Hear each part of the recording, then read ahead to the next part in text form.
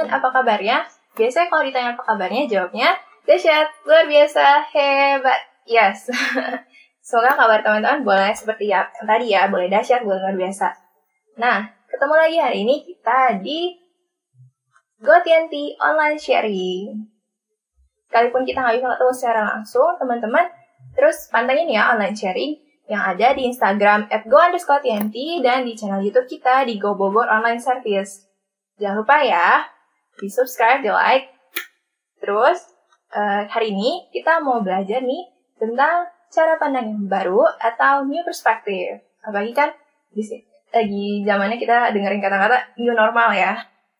Nah, hari ini kita mau belajar nih cara pandang yang baru. Kenapa kita harus punya cara pandang yang baru?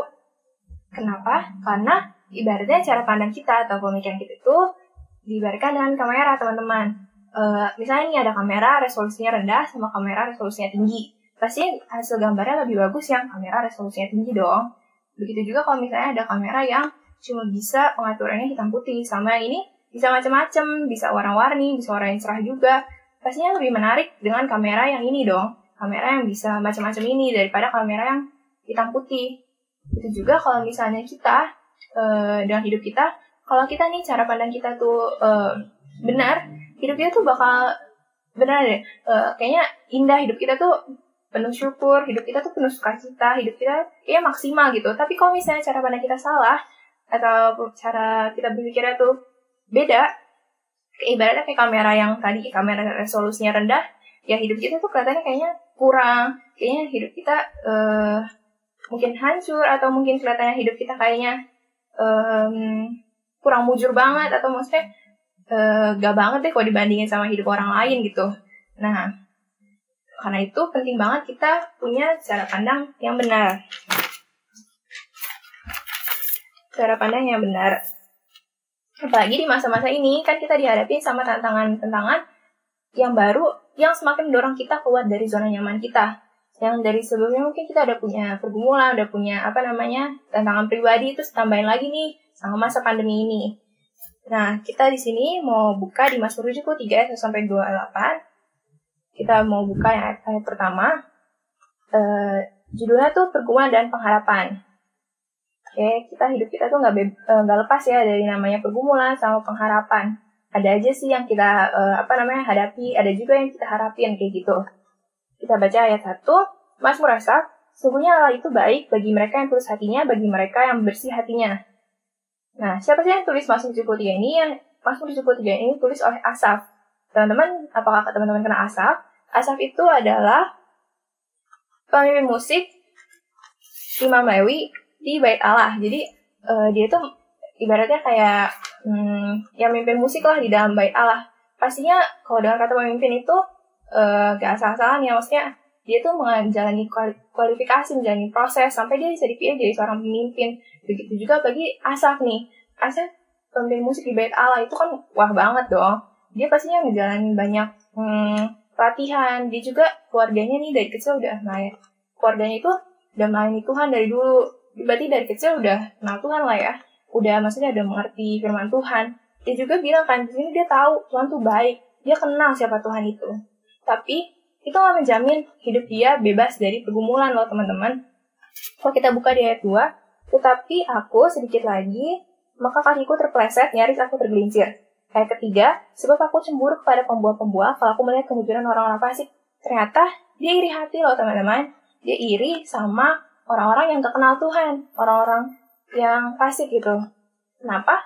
Karena dia ngerasa bahwa hidup dia tuh, kalau dibandingin sama orang-orang itu, kayaknya gak seenak mereka. Mereka tuh bisa happy-happy, tanpa ada aturan, tanpa ada larangan, tanpa ada apa yang harus dilakuin, atau mereka bisa, sehat-sehat aja, gak ada sakit, gak ada masalah, kayak gitu. Dia iri.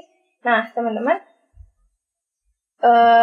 di situ juga, coba kita lihat masing-masing setiap kita. Mungkin pergumulan kita bukan kayak Asaf, mungkin kita gak iri sama orang lain, kita punya pergumulan lain.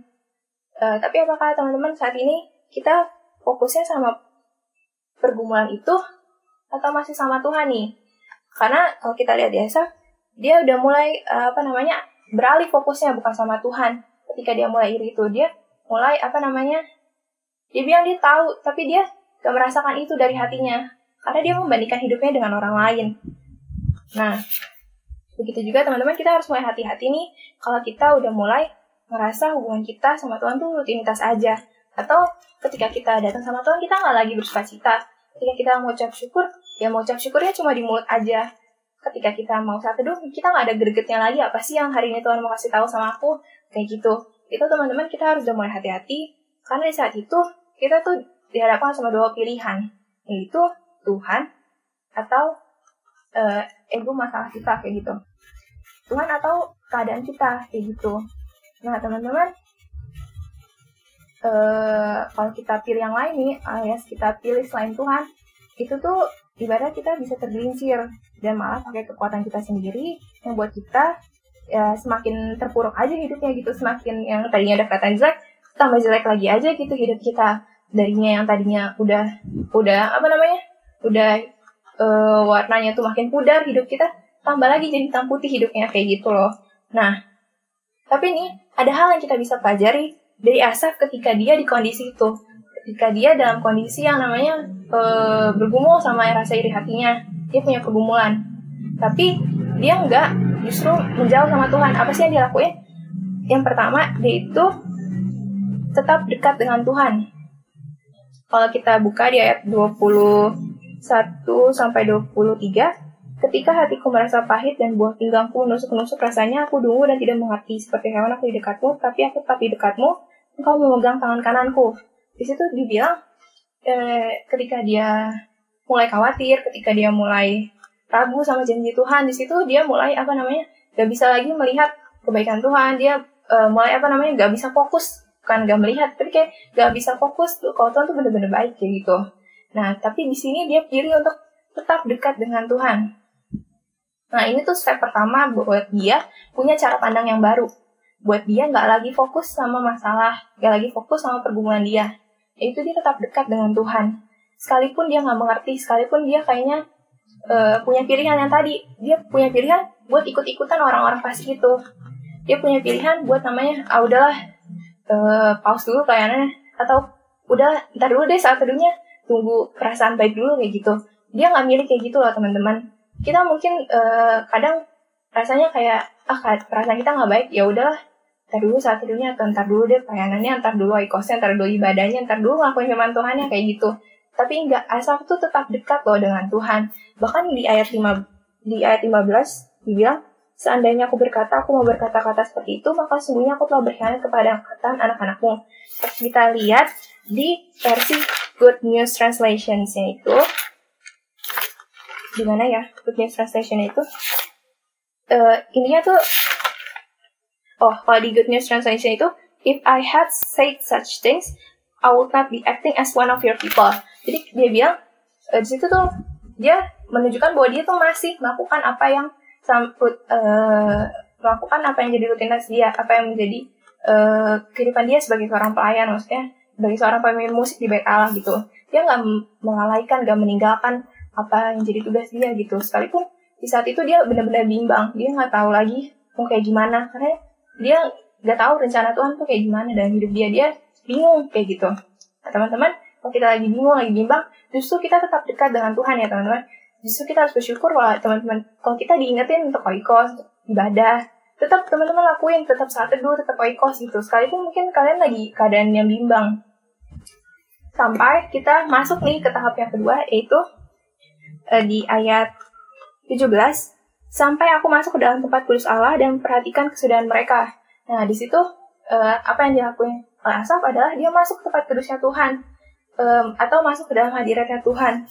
Kita bisa nih masuk ke dalam tempat kudusnya Tuhan ketika kita benar-benar udah ngelepasin semua ego kita ngelepasin pemikiran-pemikiran kita sendiri, kayaknya kekuatan kita sendiri, kita taruh semua itu di bawah kakinya Tuhan. Disitulah baru Tuhan bisa benar-benar bukain apa sih rencana dia dalam hidup kita, apa sih yang dia sedang kerjakan dalam hidup kita, apa sih yang sedang terjadi sama orang lain itu, yang kalau misalnya di sini Asaf dikasih lihat sama Tuhan kesudahan orang-orang yang gak kenal Tuhan itu loh. Ternyata mereka katanya seneng-seneng, tapi mereka tuh bentar lagi jatuh. Mereka tuh hidupnya hidupnya sia-sia kayak gitu. Hidupnya mereka ya cuma sementara aja. Ternyata hidupnya Asaf tuh lebih berharga karena dia kenal Tuhan. Dia punya hidup yang kekal karena dia mengenal Tuhan Yesus kayak gitu. Gitu juga ketika kita ketika kita mulai nih nggak fokus, kita masuk ke dalam hadirat Tuhan, benar-benar masuk, kita nggak akan lagi fokus tuh sama namanya masalah kita, sama apa yang kita, pergumulan kita. Mungkin kita lagi benar-benar bimbang, dari situ tuh Tuhan yang akan kuatkan gitu. Jadi teman-teman, kalau mungkin apa sih yang harus kita lakuin nih kalau kita mau punya cara pandang yang baru? Ada 2 yang tadi, yaitu pertama, tetap dekat dengan Tuhan. Terus yang kedua, masuk ke dalam tempat kudus atau hadiratnya Tuhan. Nah, kemudian apa dampak atau perubahan apa yang terjadi dalam hidup kita ketika kita punya cara pandang yang baru, ketika kita melihat dari sudut pandangnya Tuhan, kayak gitu, adalah yang pertama adalah hubungan kita dengan Tuhan itu naik level atau upgrade. Kalau kita lihat dari yang terjadi dengan Asaf di ayat 25, dia bahkan bilang, siapa gerangan ada padaku di sorga selain engkau tidak ada yang kuingini di bumi. Di situ tuh benar-benar kelihatan ya bahwa tuh dia benar-benar sadar, dia menyadari sendiri, mengalami bahwa dia cuma Tuhan gitu, kekuatan dia cuma Tuhan, sumber pengharapan dia cuma pengen Tuhan aja gitu. Yang di ayat 26, sekalipun dagingku dan hatiku habis lenyap, gunung batuku dan bagianku tanpa Allah selama-lamanya. Dia mengakui sampai dia declare bahwa ya cuma Tuhan gitu pengharapan dia, bahwa yang dia punya ya dia cuma punya Tuhan, hidup dia ya punyanya Tuhan kayak gitu. Itu pertama. Apalagi yang terjadi dalam hidup kita ketika kita punya ketika kita punya cara pandang yang baru. Yang kedua adalah kita bisa melampaui batas kita atau kapasitas kita tuh diperbesar. Kalau kita lihat nih yang tentang minyak seorang janda yang didatangi sama Nabi Elia di 2 Raja-Raja 4 ayat 1-7, minyak dalam buli-buli itu berhenti mengalir setelah tidak ada bejana lagi untuk menampung. Jadi ketika kita punya cara pandang yang baru, kita melihat dari sudut pandangnya Tuhan, di situ kita menyediakan buli-buli atau tempayan yang baru untuk menerima minyak atau berkat dari Tuhan loh teman-teman. Di situ kapasitas kita diperbesar. Kalau kita lihat juga nih di 2 Korintus 1 ayat 5. 2 Korintus 1 ayat 5. Sebab sama seperti kami mendapat bagian berlimpah-limpah dalam kesengsaraan Kristus, demikian pula oleh Kristus kami menerima penghiburan berlimpah-limpah. Jadi apa yang kita alami itu tuh Tuhan akan gantikan, dan Tuhan tuh berikan gitu loh sukacita, dia berikan kita kekuatan, intinya apa yang kita lakukan tuh nggak sia-sia di matanya Tuhan gitu. Sekalipun yang Tuhan berikan tuh bukan sesuatu yang kelihatan, bahkan bukan diterima saat ini gitu, tapi Tuhan berikan, Tuhan bilang dia berikan itu lagi berlimpah-limpah gitu kepada setiap kita.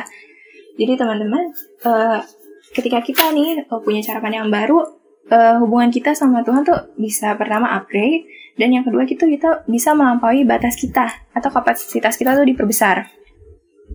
Sama ayat yang terakhir, aku mau buka di Yakobus 1 ayat 12.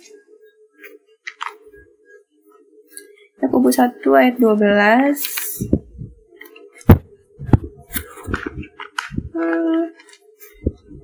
Yakobus 1 ayat 12.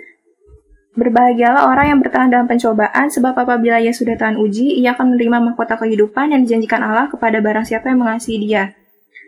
Jadi ketika kita nih, udah sering banget kan kita ngomongin tentang pencobaan, tahan uji, pengharapan. Aku mau ingatkan sekali lagi bahwa Tuhan tuh udah menyediakan mahkota kehidupan yang dijanjikan Allah gitu. Tuhan udah menyediakan bagi setiap kita mahkota kehidupan kalau kita bertahan gitu, kita jadi tahan uji dalam setiap tantangan atau tantangan dalam hidup kita kayak gitu. Jadi teman-teman tetap semangat hari-hari ini, jangan hilang pengharapan di dalam Tuhan, tetap dekat sama Tuhan, tetap justru semakin rajin oikos, semakin rajin saat teduh, ibadah, mungkin kalian present worship, mesbah doa di rumah kayak gitu, makin sering ya, semakinlah kalian mendekat sama Tuhan kayak gitu. Karena percaya Tuhan sudah menjadikan setiap kita mahkota kehidupan. Sekian sharing untuk hari ini. Jangan lupa nanti pantengin juga untuk online sharing berikutnya yang ada di Instagram kita @go_tnt dan di YouTube juga di Go Bogor Online Service. Terima kasih teman-teman. Jesus bless you.